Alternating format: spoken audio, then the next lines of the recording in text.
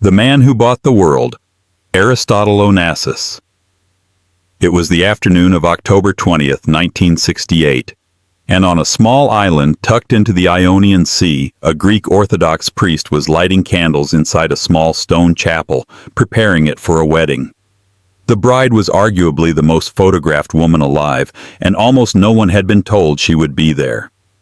The chapel bore the name Panagitsa, the Little Holy Virgin, and on that particular day, the island of Scorpios was drenched in rain. Beyond the courtyard walls, some 50 reporters who had made the crossing from a neighboring island stood soaked, straining for even a glimpse of her. At 4 o'clock, the ceremony began. 2 children walked the candles in. A 7-year-old boy and a 10-year-old girl, the son and daughter of an assassinated American president. The woman they were escorting to the altar was Jacqueline Kennedy, 39 years old, and by most measures the most admired woman on earth. This is the story of Aristotle Socrates Onassis, a shipping magnate from Smyrna who assembled the largest privately owned fleet the world had ever seen, who treated his desires the way a corporation treats its acquisitions, who married the most admired woman alive in the aftermath of the one Kennedy assassination that had removed the only man capable of standing in his way, who kept a mistress in Paris just 2 streets from the apartment he shared with his wife, and who died in 1975 while his own attorneys were still finalizing the divorce papers meant to humiliate her. Onassis came into the world in January of 1906 in the Karatas district of Smyrna, then a city of the Ottoman Empire. No one can say with certainty which day, because the civil records that might have settled the question were consumed by the fire that destroyed most of the city in 1922. History has settled, more or less by convention, on January 20th, though the gap left by that missing paperwork has been wide enough for at least one historian to argue he was actually born as far back as 1903, and that Onassis later shaved 3 years off his age to slip past a Turkish conscription order. Decades on, the Argentine passport he carried listed yet another year of birth, and a different city entirely. It's worth holding on to that detail, a man whose very birth date was negotiable, because the habit of bending facts to suit the moment didn't begin later in his career. It began at the root of him. His father, Socrates Onassis, worked as a tobacco merchant and banker, one of the more prosperous men in the city, and young Aristotle grew up amid a comfort that would make everything that followed feel that much more violent by contrast. The Karatas district in that era was among Smyrna's thriving Greek quarters, part of a community whose roots on the Aegean coast stretched back to antiquity. The Onassis household was orthodox, commercially secure, and thoroughly embedded in a Greek presence in the city that, by every outward sign, looked permanent. That illusion collapsed in the span of a single September. He was 16 in September of 1922 when Turkish forces entered Smyrna and fire swept through it. He watched his hometown burn from the deck of a ship anchored in the harbor. His family's fortune was wiped out. 3 uncles and an aunt did not survive. His father was arrested and condemned to death. What the teenage Onassis did to save him would become, decades later, the story he chose to hand to journalist Peter Evans, a writer he had personally sought out to chronicle his life. By that account, the boy entered into a sexual relationship with an older Turkish officer, and it was that relationship that secured his father's release, along with a portion of the family's confiscated property. There's no way to independently verify any of it. It exists only because Onassis chose, decades on, to tell it to one particular writer. Evans, who spent 9 months in close proximity to him, would later describe Onassis as a monster. But the accuracy of the story matters less here than what it reveals about what Onassis himself took from it. That closeness, intimacy itself, was simply currency, something to be spent like cargo to purchase a way out of a burning city. That was the lesson he carried out of Smyrna, and it shaped every transaction of his life afterward. By the time he walked into the Panagitsa chapel in 1968, he had been spending people for close to half a century. The only thing that had changed was that he had grown wealthy enough that the currency never ran dry. The boy from Caracas had converted a single catastrophe into a permanent philosophy of how human beings relate to one another, and he never once revised it. Everything that came later, every marriage, every affair, every friendship, was measured against what he'd learned at 16, standing on the deck of a ship that had been arranged for him because of what he'd been willing to do for a Turkish officer. People, he had come to believe, could be spent.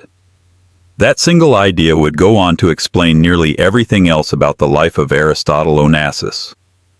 In August of 1923, Onassis boarded a ship for Argentina carrying a Nansen passport, the identification issued to refugees without a country, and somewhere between $60 and $250 in his pocket, depending on who's telling you trust. In Buenos Aires, he took a night job as a switchboard operator while running a tobacco import business by day, leaning on connections that had survived from his father's old trade.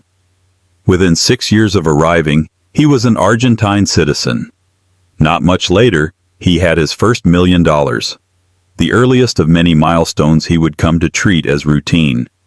In 1932, with the Great Depression having crushed ship prices to a fraction of their real worth, he bought his first 6 freighters. The full story of men like Onassis, the empires they built spanning continents, and the women who were pulled into their orbit, gets deeper treatment in our free Substack newsletter, where we go into the kind of personal and financial wreckage that a documentary format simply doesn't have room for. Onassis's story belongs firmly in that company. From freighters he moved into oil tankers, each generation larger than the last, until in 1954 alone he ordered 17 supertankers in a single stroke. Roughly 2 decades after stepping off the boat in Buenos Aires, he controlled the largest privately owned shipping fleet on the planet, a fleet more than one writer likened to a national navy. But the methods behind that fleet weren't clean, and the United States government eventually put that fact on the public record. The investigation began in 1950, when CIA agents working from photographic surveillance determined that Greek shipping magnates based in New York were using American-built vessels to move cargo, not just for the U.S. and its allies, but for North Korea and China as well. This at the height of the Korean War. What the intelligence work opened turned into something narrower in the end. A charge of conspiring to defraud the United States through the fraudulent purchase of 23 surplus American ships, in violation of a 1946 law barring foreign nationals from controlling vessels under the American flag. In December of 1955, Onassis agreed to pay $7 million in penalties. 6 of his corporations pleaded guilty and were fined a combined $160,000 in criminal penalties. Onassis himself walked away with no personal conviction, the blame absorbed entirely by the corporate shells he controlled. That distinction meant everything to him and nothing to anyone else, and it became the blueprint for the rest of his career. Let the structure take the hit. Keep the man untouched. The corporate entities themselves were scattered across 6 jurisdictions: Panama, Liberia, Argentina, Greece, each selected for whatever tax or regulatory loophole it offered. Depending on which document you were reading, the man behind the Argentine passport, the Greek shipping registries, and the Liberian flag of convenience filings could appear to be 3 entirely different people. The $7 million penalty, staggering for its era, functioned for him about the way a parking ticket functions for anyone else. Smyrna had taught him the world could be bought out of trouble. The Justice Department had just confirmed that lesson on an industrial scale.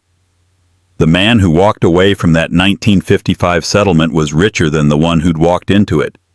The fine hadn't slowed the fleet. The tanker contracts kept flowing, and the nations he shipped oil for kept doing business with him. What he wanted now was a stage worthy of his own self-image, and he built one. A 500-foot yacht named the Christina O, after his daughter, a floating monument to what money could buy once restraint stopped being a factor. The ship had begun life as HMCS Stormont, a Canadian frigate that had escorted Atlantic convoys for the Royal Canadian Navy during the Second World War. Onassis picked her up in the early 1950s for what amounted to scrap value, then spent 4 years and millions of dollars rebuilding her. At a time when most private yacht owners measured their boats in tens of meters, the Christina O stretched to roughly 150. She carried a crew of more than 50, making her, functionally, less a yacht than a small private ship. That crew lived aboard year-round whenever the owner was traveling, which was almost constantly. The guests who passed through her decks were the marquee names of the age, and those names became trophies in much the same way goods had once been trophies in his father's tobacco warehouse. The interior took years and a fortune to complete. There was a swimming pool with a mosaic floor that rose hydraulically to become a dance floor. There were taps that ran both saltwater and fresh. There was an onboard surgery, and there was a bar he named the Ari Bar, whose footrests were carved from the teeth of sperm whales, and whose stools were upholstered in leather tanned from whale foreskin. European designers handled most of the interior, but the most personal touches, like those stools, were entirely his own idea. Some of the whales had come from his own whaling fleet, which in November of 1954 was seized by the Peruvian Navy for hunting inside waters Peru claimed as its territory. A Peruvian naval tribunal fined him $3 million on the 30th of that month. The whaling operation had run on the same logic that governed everything else he touched. Sail into waters someone else claimed, take what he wanted, and treat whatever fine eventually followed as simply the cost of doing business his way. He had hunted the whales, skinned them, upholstered his furniture with their most intimate anatomy, and then built a running joke out of inviting his guests to sit on it. Those bar stools produced the line the yacht is still best remembered for. He would seat a female guest, a Greta Garbo, a Grace Kelly, and inform her she was sitting on the largest penis in the world. No book or contemporaneous interview has ever been located that first put those words in print. The line simply migrated through yacht journalism the way such stories do, repeated until repetition stood in for proof. It has endured because it fits so precisely with everything that is documented about the man, the joke of someone who had decided other people existed chiefly for his amusement. The yacht was a stage, and everyone who stepped aboard became a supporting player in the ongoing production that was Aristotle Onassis. It was on that yacht that he was most completely himself, surrounded by guests whose very presence depended on his continued hospitality, and whose tolerance of him was purchased by that same dependency. Give a man an unlimited budget and an audience with no power to object, and he will show you exactly what he values. Onassis did. And it was the Christina O that would soon host the cruise that, in a single Mediterranean summer, brought 2 marriages to an end. On December 28, 1946, Onassis married Athena Livanos, known as Tina, the 17-year-old daughter of shipping magnate Stavros Livanos. He was 40. By every account, it was a dynastic merger between 2 Greek shipping families, arranged the way royal houses once arranged theirs. The marriage produced 2 children, Alexander, born in 1948, and Christina, born in 1950, and for roughly a decade it held together in the shape the alliance required. Then, on September 3, 1957, at a party in Venice, thrown in her honor by the American hostess Elsa Maxwell, Onassis met the soprano Maria Callas, then the most celebrated opera singer alive. Callas was at that time married to the Italian industrialist Giovanni Battista Meneghini. Onassis remarked afterward on the natural pull between them, 2 of the most famous Greeks in the world. Within 2 years, that pull had reshaped 4 lives. In the summer of 1959, Onassis organized a Mediterranean cruise on the Christina O. On July 22nd, guests assembled in Monaco, among them Winston Churchill, Maria Callas and her husband Meneghini, and Onassis's own wife Tina. By every contemporaneous account, it was on that cruise that the affair began. His obituary in the Times would later trace the timeline with striking precision. Before the cruise had even ended, the gossip columns had already begun linking Onassis and Callas, and by the time it concluded, it was clear that both the Onassis marriage and the Meneghini marriage were finished. Within weeks, Callis had separated from her husband. The following June, Tina filed for divorce in New York, citing adultery with a woman she identified in the filing only as J.R. in order to keep Callis's name out of the public record. The divorce became final in June of 1960. What Callis gave up to be near Onassis amounted to more than a marriage. Before him, she had been the most disciplined performer in opera, a voice built on relentless, exacting work. The years she spent with Onassis coincided with that voice's decline, as her life reorganized itself around a man who treated her presence as a convenience rather than a calling. The relationship never delivered what she actually wanted: marriage, a child. Instead, it pulled her steadily away from the stage that had made her who she was. The discipline that had produced that voice depended on the life she'd lived before him: rehearsal, isolation, a schedule built around performance dates. Life with Onassis meant Monte Carlo nightclubs, dinners aboard the Christina O, and a calendar dictated by his movements rather than hers. By the early 1960s, the voice that had defined a decade of opera had noticeably thinned. The decline wasn't a straight line. It showed up in one performance, seemed to reverse in another, then returned. The unpredictable arc of a singer whose instrument depends on conditions no longer within her control. Critics who had once hailed her as the finest singer of her generation began writing about a deterioration whose cause they could only speculate about. In truth, the likeliest cause was usually seated in the front row. Onassis had pulled her out of the rehearsal discipline her voice depended on, and the voice answered by losing precisely the qualities audiences had once paid to hear. She would remain near him even 16 years later, living 2 streets from where he lay dying. Tina, the first Mrs. Onassis, would die in Paris in 1974 of a barbiturate overdose, the first of the women in this story undone by proximity to him. Before there was Jackie, there was her sister. Through the early years of the 1960s, while Jacqueline Kennedy occupied the White House as First Lady, Onassis was carrying on an affair with her younger sister, Caroline Lee Bouvier. By then, Princess Lee Radziwill, married to a Polish prince and a prominent figure in her own right. The affair is documented in Peter Evans's reporting and corroborated across multiple other sources. It placed Onassis inside the Kennedy family's orbit through the First Lady's own sister, a position the president's brother found intolerable. According to Evans, Attorney General Robert Kennedy was furious enough about Onassis's closeness to both the White House and the Bouvier sisters that he instructed Jackie to tell her Greek companion he would not be welcome back, not until after Jack had been re-elected, and possibly, in Kennedy's words, not for a long time after that, maybe never. That quotation comes solely from Evans' 2004 book, Nemesis, and has never been confirmed by any independent document, witness, or recording. It fits the documented tension between the two men, but its origin is a single secondary source, and it should be weighed accordingly. On November 22, 1963, President Kennedy was assassinated in Dallas. The state funeral followed 3 days later, and Onassis was in Washington that night. The most detailed recent account, from biographer J. Randy Taraborelli, has Onassis calling Jackie to say he was in town and staying at a hotel, after which she felt she had no real choice but to invite him to the White House, where he was housed in a staff member's spare quarters. A more widely told version has Lee extending the invitation on Jackie's behalf, since Jackie herself couldn't be seen inviting him directly. Either way, Onassis was among only a handful of people given lodging at the White House during the funeral period. He hadn't been invited to Arlington.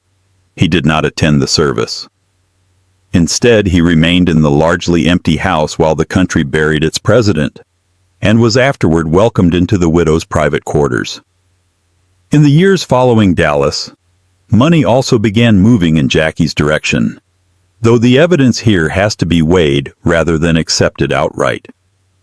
Peter Evans reports in Nemesis that Jackie, under financial strain as a widow, accepted cash from Onassis in envelopes, as much as $100,000 a year, A specific claim that rests on Evans alone, with no documentary corroboration.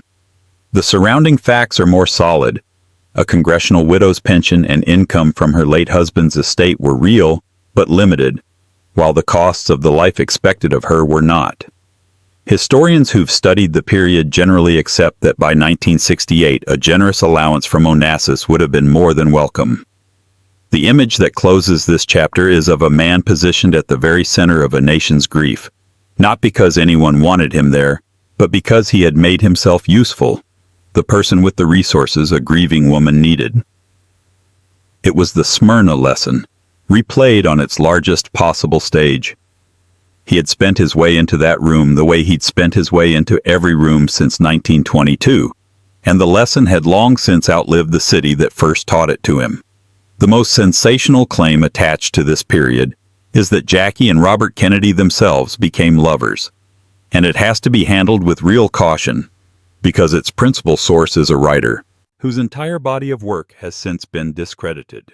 See David Heyman in his 2009 book, Bobby and Jackie, A Love Story, claimed a 4-year affair beginning in late 1963 and lasting until Bobby entered the 1968 presidential race, citing named figures including Pierre Salinger, Gore Vidal, Truman Capote, and Arthur Schlesinger Jr.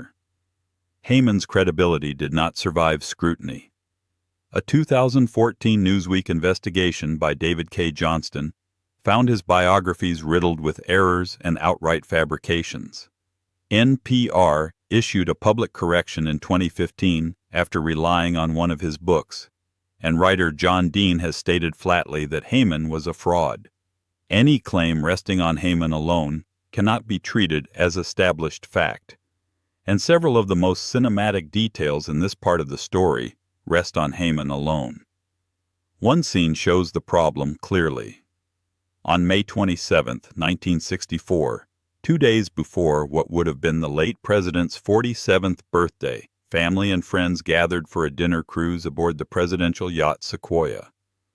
Arthur Schlesinger was among them, a detail confirmed both in his own writings and in another guest's later account. Heyman's book places Bobby and Jackie slipping away from the group together during that cruise, a scene whose sole source, once again, is the author whose credibility has already collapsed.